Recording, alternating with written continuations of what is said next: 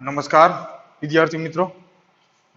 છેલ્લે આપણે સંયોજકતા બંધ વિષયમાંથી જોઈ. રેડી? સંયોજકતા બંધ વિશેનો ખ્યાલ. હવે આગળ 115 પેજની કોઈ જરૂર નથી, પણ ટૂંકમાં કક્ષકીય સંમિશ્રણ ખ્યાલ આપણે જોવો હોય તો હવે મુદ્દા નંબર 4.5.1 નહીં જોઈ, બે તો આવી ગયો આગળ બંધ કોણની સમજૂતી માટે. 4.5.3 નહીં, 4.5.4 સંમિશ્રણના પ્રકાર અને સહસંયોજક બંધનો સ્વભાવ.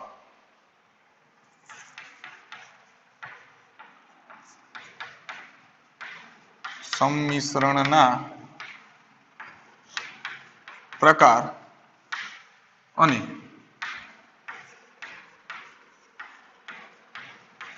સહસંયોજક બંધનો સ્વભાવ.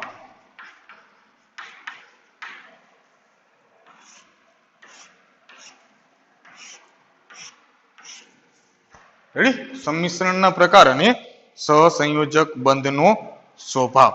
સહસંયોજક બંધ સંમિશ્રણના પ્રકાર પ્રમાણે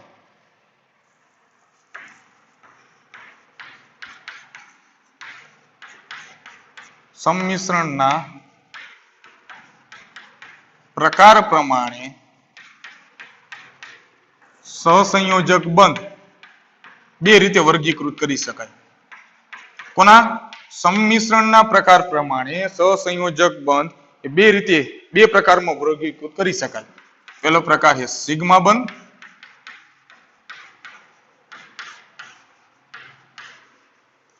અને બીજો પ્રકાર છે પાઈ બંધ.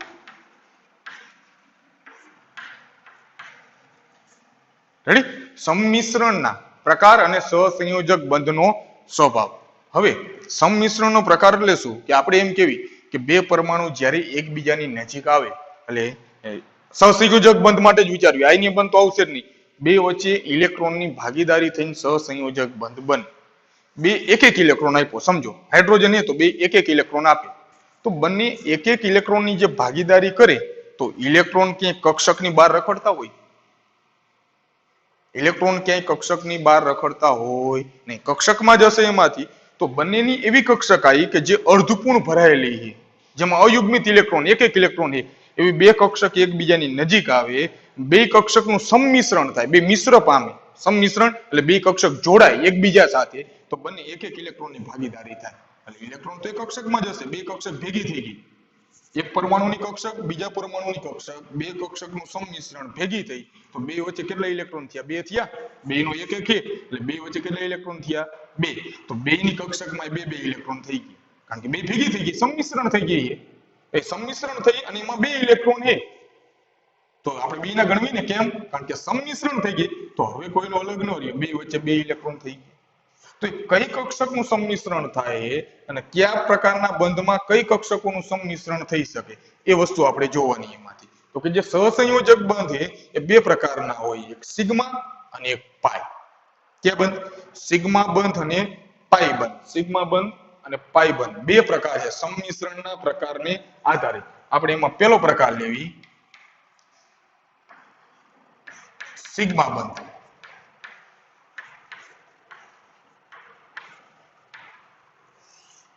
હવે સિગ્મા બંધ કોને કહેવાય? તો કે આ પ્રકારનો સહસંયોજક બંધ આંતર કેન્દ્રીય અક્ષ પર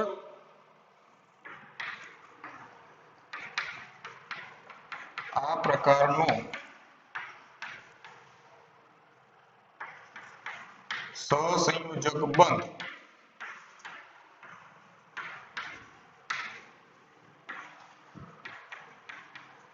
આંતર કેન્દ્રીય અક્ષ પર બંધન પામતી કક્ષકોના જે બંધમાં ભાગ લે કક્ષકો, બંધન પામતી કક્ષકોના છેડાઓથી સંમિશ્રણ થાય. કોનાથી? છેડાના સંમિશ્રણથી રચાય. समझो शब्द फरीथी आ प्रकारનો સહસંયોજક બંધ એટલે સિગ્મા બંધ જે છે એ આંતરકેન્દ્રીય અક્ષ ઉપર બે કક્ષકની આંતરકેન્દ્રીય જે અક્ષ છે એ અક્ષ ઉપર બંધન પામતી કક્ષકો જે બંધન માટે જે કક્ષકો આવે બે કક્ષકોના છેડાઓનું સંમિશ્રણ બેના છેડાઓ ભેગા થાય તો બંનેના છેડાઓ જ્યારે ભેગા થતા હોય તો એ બંધ કયો થાય સિગ્મા બંધ આંતરકેન્દ્રીય અક્ષ ઉપર બંધન માટે જે કક્ષકો આવે બે કક્ષકોનું છેડાઓથી જો સંમિશ્રણ થતું હોય બે પરમાણુ વચ્ચે બંધ બનાવવો હોય બંધન પામતી જે કક્ષક છે આંતરકેન્દ્રીય અક્ષ ઉપર બંનેના બે કક્ષકોના છેડાઓથી સંમિશ્રણ થતું હોય બેના છેડા ભેગા થતા હોય તો એ સિગ્મા બંધ કહેવાય અથવા એના બીજા બે નામ છે શીર્ષ ઉપર અથવા અક્ષીય સંમિશ્રણ કહે છે શીર્ષ ઉપર અથવા અક્ષીય સંમિશ્રણ ખબર પડી ટૂંકમાં સિગ્મા બંધ એટલે શું કે જે પરમાણુય જે કક્ષક છે બંધન માટે જે ભાગ લેવાની છે એ છેડાઓથી સંમિશ્રણ થતું હોય બેના છેડાઓ ભેગા થતા હોય તો એને સિગ્મા બંધ કહેવાય અથવા એને કહેવાય શીર્ષ ઉપર અથવા અક્ષીય સંમિશ્રણ તો એના જે પ્રકાર છે એ પ્રકાર સંમિશ્રણ અચયમાંથી પહેલો પ્રકાર એસ સંમિશ્રણ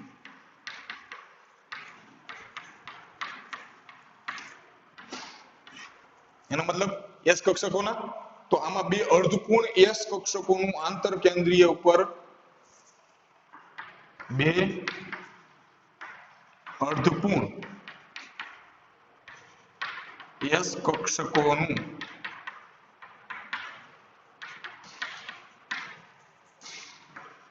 આંતરકેન્દ્રીય અક્ષ પર સંમિશ્રણ હોય છે અર્ધપૂર્ણ ભરાયેલી બેમાં એક ઇલેક્ટ્રોન અર્ધપૂર્ણ ભરાયેલી એસ કક્ષકોનું આંતરકેન્દ્રીય અક્ષ પરનું સંમિશ્રણ હોય છે હવે તમને ખબર છે એસ કક્ષકનો આકાર કયો ગોળાકીય તો એસ કક્ષક પ્લસ બીજી એસ કક્ષક ગોળાકીય આકાર એ આંતરકેન્દ્રીય અક્ષ ઉપર અક્ષ અહીંયા થાય ને બેની ગોળાકાર આકાર એમાં સામાન્ય કોઈ અક્ષ નહીં આવે કોઈ આમ તરીકે પણ આ એસ કક્ષક જે ગોળાકીય આકાર ધરાવે આ બંનેનું સંમિશ્રણ એટલે છેડાઓથી ન થશે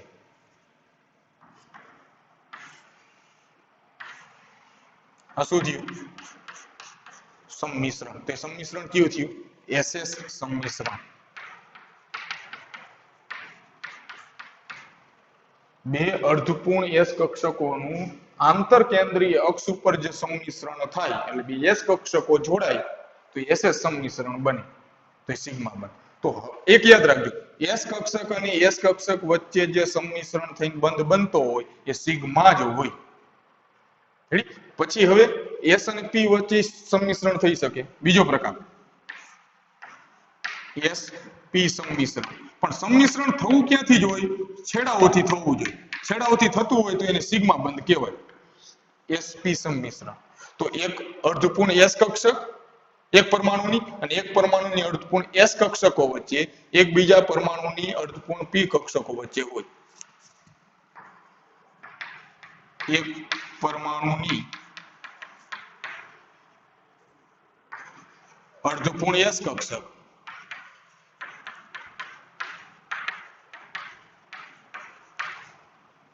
અને એક પરમાણુની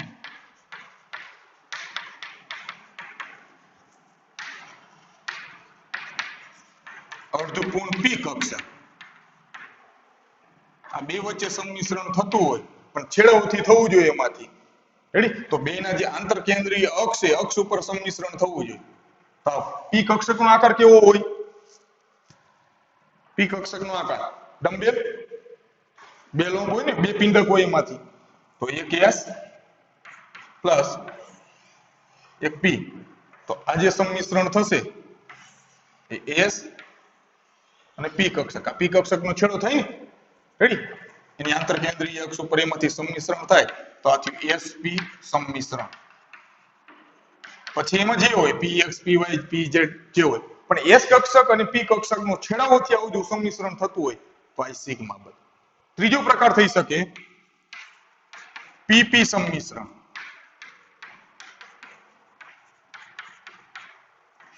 તો બંને પરમાણુની અર્ધપૂર્ણ પી કક્ષક રેડી એકબીજાની નજીક આવતા જે બંધ રચાય બંને પરમાણુની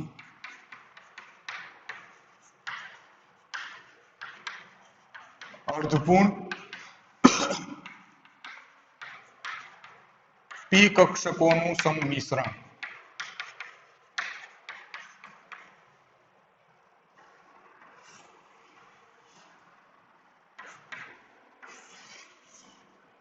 પી કક્ષક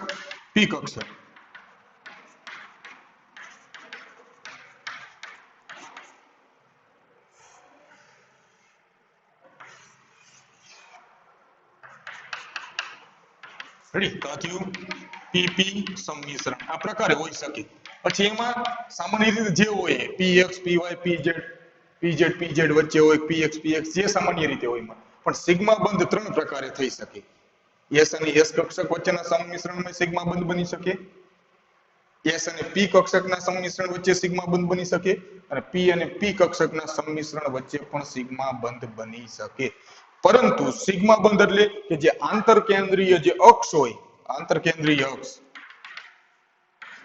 એ આંતરકેન્દ્રીય અક્ષ પર બંને જે કક્ષકો છે જે બંધન માટે જે ભાગ લેવાની છે બંનેના છેડાઓનું સંમિશ્રણ થતું હોય એના છેડાઓ ભેગા થતા હોય તો એને સિગ્મા બંધ કહેવાય જો છેડાઓ ભેગા ન થતા હોય મિશ્રણમાં તો એ સિગ્મા બંધ કહેવાય નહીં તો સિગ્મા બંધ એટલે શું તો કે પેલા તો સંમિશ્રણના પ્રકારને આધારિત બે પ્રકાર પાડ્યા એક સિગ્મા ને એક પાઈ સહસંયોજક બંધના પ્રકાર પણ કોને આધારિત સંમિશ્રણના પ્રકારને આધારિત તો સિગ્મા બંધ તો કે આ પ્રકારનો સહસંયોજક બંધ આંતરકેન્દ્રીય અક્ષ પર બંધન પામતી કક્ષકોના છેડાના સંમિશ્રણથી રચાય છેડાઓના સંમિશ્રણથી તો એને શીર્ષ ઉપર અથવા અક્ષીય સંમિશ્રણ કહેવાય અક્ષ ઉપર સંમિશ્રણ થાય છેડાઓ એસ સંમિશ્રણ પેલું તો બે એસ કક્ષક હોય અર્થપૂર્ણ ભરાયેલી કોડી આકાર બે કક્ષકોનું સંમિશ્રણ થાય એટલે સિગ્મા બંધ બને એમાંથી પછી બીજો પ્રકાર કેવો હોઈ શકે એસ અને પી વચ્ચે સંમિશ્રણ થાય એક એસ કક્ષક અર્થપૂર્ણ ભરાયેલી એક પી કક્ષક અર્થપૂર્ણ ભરાયેલી બેના છેડાઓથી અક્ષીય ઉપર સંમિશ્રણ થાય તો એ સિગ્મા બંધ બની શકે ત્રીજો ઓપ્શન બે પરમાણુની અર્ધપૂર્ણ પી કક્ષક હોય બેના છેડાઓનું સંમિશ્રણ થતું હોય તો એ સિગ્મા બંધ બની શકે તો એસએસ સંમિશ્રણ એસપી સંમિશ્રણ અને પીપી સંમિશ્રણ રેડી હવે બીજો બંધ લેવી પાઈ બંધ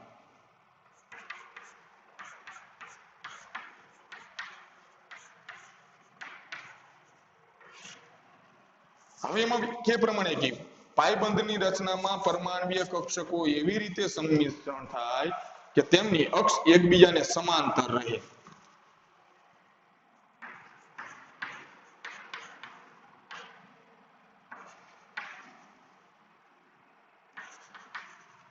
પરમાણ્વીય કક્ષકોનું સંમિશ્રણ એવું થાય કે બંનેની અક્ષ એકબીજાને સમાંતર રહે સમાંતર રેડી અક્ષ ઉપર જ સંમિશ્રણ થાય એકબીજાને અક્ષ સમાંતર રહે અને આંતર કેન્દ્રીય અક્ષને લંબ હોય અને આંતર કેન્દ્રીય અક્ષને રેડી આ જે રે ને કેન્દ્ર જે બધા આંતર કેન્દ્રીય અક્ષને લંબ હોય ટૂંકમાં બેનું બાજુએથી સંમિશ્રણ થાય પરમાણ્વીય કક્ષકોનું બાજુએથી સંમિશ્રણ બે બાજુઓના સંમિશ્રણ બાજુએથી સંમિશ્રણ થતું હોય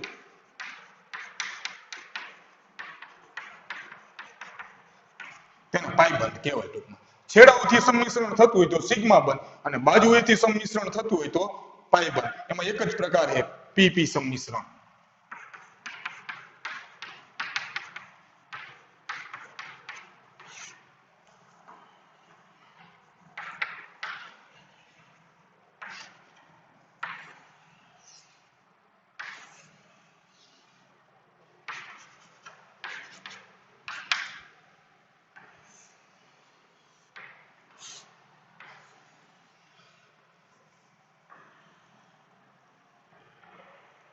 રેડી? આ બે જે પી કક્ષક છે આ એની અક્ષ એક્સ અક્ષ વાય અક્ષ ઝેડ અક્ષ જે હશે એની અક્ષ એકબીજાની સમાંતર, જે આંતરકેન્દ્રીય અક્ષ એને લંબ રૂપે, આંતરકેન્દ્રીય જે અક્ષ છે એને લંબ રૂપે, રેડી? એની અક્ષ જે આંતરકેન્દ્રીય અક્ષ છે એને લંબ રૂપે બેના છેડાઓનું સંમિશ્રણ થાય, આ બેની બાજુઓ છેડા બેની બાજુએથી, છેડા નહીં બંનેની બાજુએથી સંમિશ્રણ થતું હોય તો ઉપર જો રકાબી જો ઇલેક્ટ્રોનીય વાદળ બે ભાગ થઈ ગયા, તો આ સંમિશ્રણને શું કહેવાય? પાઈબંધ. તો રચનામાં ભાગ લેતા પરમાણુના તલની ઉપર અને નીચે રકાબી જેવા આકારના બે ભારિત વાદળ રચે, ઋણ ભારિત બે આ વાદળ એમાંથી રચે, ઇલેક્ટ્રોન ભારિત બે વાદળ, તો આ બંધ બને પાઈબંધ. કયો બંધ? પાઈબંધ. તો બે બંધ થયા, સિગ્મા બંધ અને પાઈબંધ. પેલા લખવા માટે એમાંથી જોઈ લો આટલું, પછી ફરીથી હજી સમજાવું.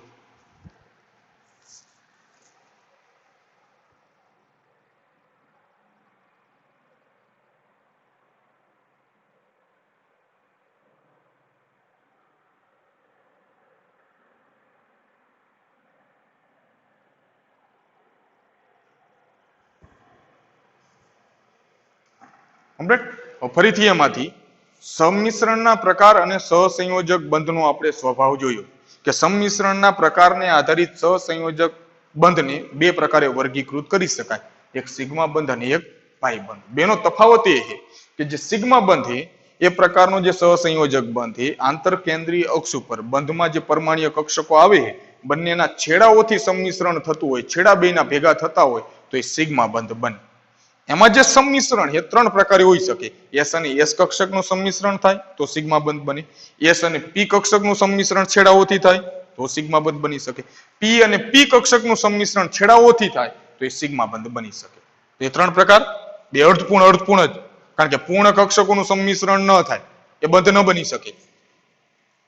તો બે એસ કક્ષક અથવા એસ અને પી કક્ષક અથવા પી અને પી કક્ષક, પણ છેડાઓથી સંમિશ્રણ થવું જોઈએ.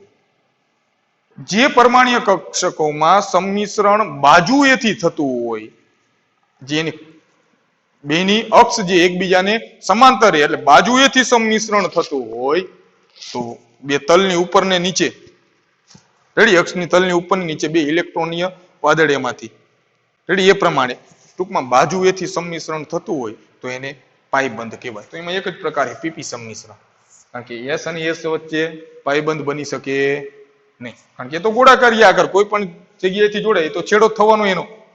ખબર પડી હું શું કહું? એમાં તો કોઈ અક્ષ ઉપર હે ને કે એક્સ અક્ષ ઉપર એમાં છેડો હે ને વાય અક્ષ ઉપર એમાંથી, તો એ તો સિગ્મા બંધ જ બનાવશે એમાંથી. પણ જે પી કક્ષક છે એ ત્રણ યામ તરીકે હોય, આપણે ખબર છે પી કક્ષક ના આકારમાં જોયું હતું.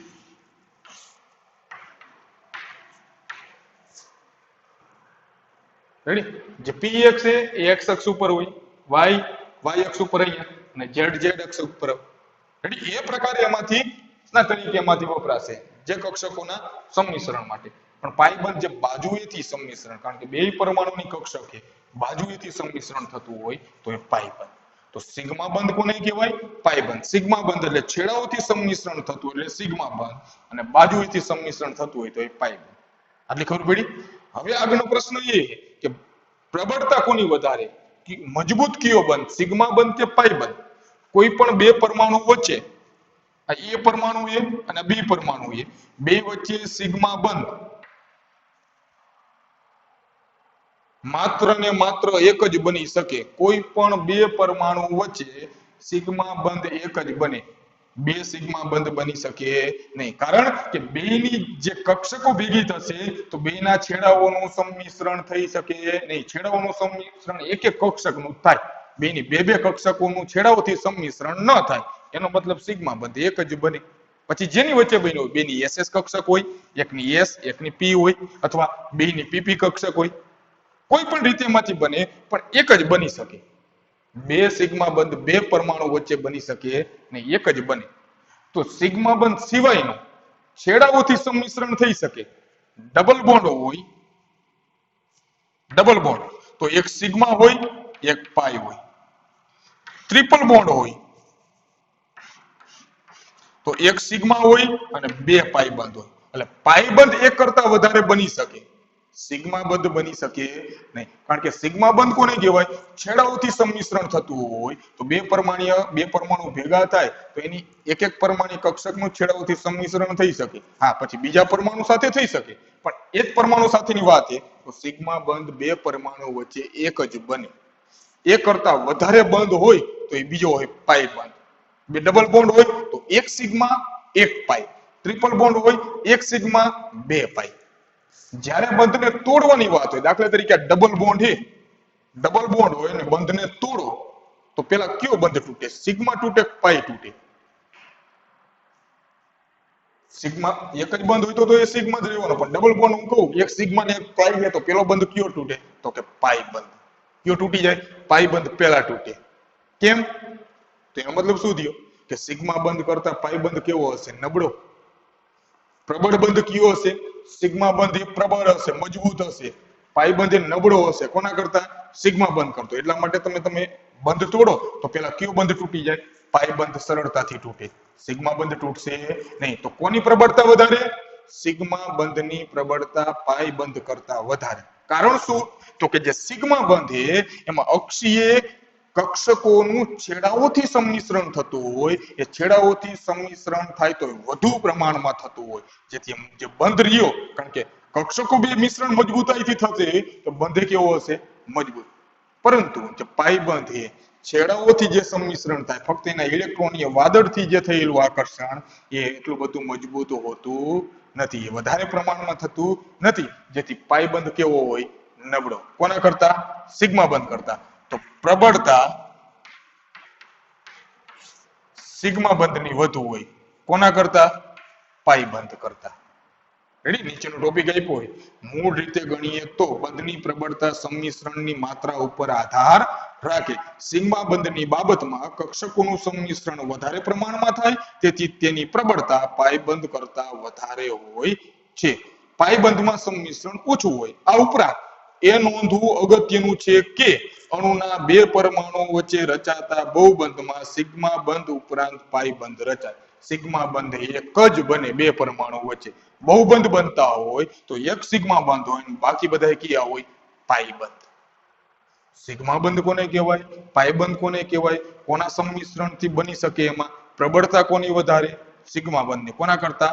પાઈ બંધ કરતા. બે પરમાણુ વચ્ચે સિગ્મા બંધ એક જ બની શકે, અને બે પરમાણુ વચ્ચે સિંગલ બોન્ડ હોય એ સિગ્મા જ હોય, પાઈ બંધ હોય નહીં. પાઈ બંધ ઉપરાંત જે બંધ બને, સોરી, સિગ્મા બંધ ઉપરાંત જે બંધ બને એ પાઈ બંધ બને. ડબલ બોન્ડ તો એક સિગ્મા એક પાઈ, ટ્રિપલ બોન્ડ એક સિગ્મા બે પાઈ. રેડી? તો એ સંમિશ્રણના પ્રકાર અને સહસંયોજક બંધનો ખ્યાલ અને સિગ્મા બંધ અને પાઈ બંધની પ્રબળતા વાળો જે ટોપિક છે એ કમ્પ્લીટ કરી નાખવાનો. રેડી? હવે એ સહસંયોજક અણુ માટેનો એ છેલ્લો એક ટોપિક, સંકરણની આગળ જોઈ લીધું આપણે, છેલ્લું સંકરણ. રેડી? એ તો આગળ જોયું આપણે કયું સંકરણ થશે, કે કક્ષક, પણ કઈ રીતે એમાંથી એ સંકરણ થાય? sp sp2 sp3 sp3d અને sp3d2 આ પાંચ પ્રકારના જે સંકરણ છે એ ઉદાહરણને આધારિત આપણે સંકરણ સમજાવશું. એ પહેલા એની ખાસિયતો, એ થોડી વિશિષ્ટતાઓ જે છે સંકરણની, કોને સંકરણ કહેવાય, સંકૃત કક્ષકો, એમ ટૂંકમાં સંકરણને લગતો જે ખ્યાલ છે એ આગળ એમાંથી સમજીશું. અને છેલ્લે સંકરણને લગતો ખ્યાલ અને વચ્ચે આણ્વીય કક્ષકવાદ. રેડી? આ બે ટોપિક એમાંથી એ બાકી રહેશે. આટલું કમ્પ્લીટ કરી નાખજો. ઓકે?